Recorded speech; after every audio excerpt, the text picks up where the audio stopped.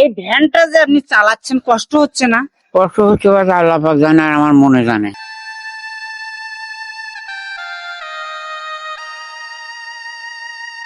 চাচা একটু দাঁড়ান দাঁড়ান, কোথায় যাচ্ছেন? কুমারের বাড়ি বাবা। কুমারের বাড়িতে যাবেন? হ্যাঁ, কেন কুমারের বাড়িতে কেন? ও সরা খাসা নিয়ে এসি গাঁও বিক্রি করি, তাকে যে কোনো মতন জীবিকা নির্বাহ করি। ওনার পুঁজি হচ্ছে এখন বর্তমানে 140 টাকা।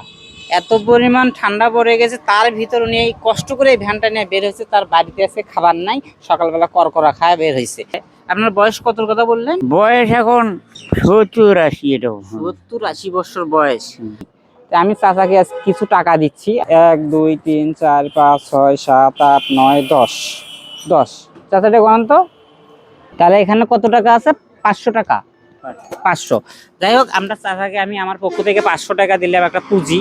এটা দিয়ে আপাতত উনি ব্যবসাটা করুক।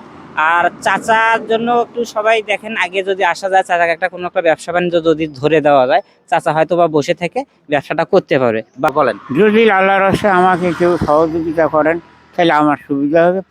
আমিও দোয়া করবো আল্লাহ পাক যেন ইহকাল পরকাল আপনাদের সুখী শান্তিতে দিন কাটায়। মানে আপনি জনগণের কাছে চাচ্ছেন কি?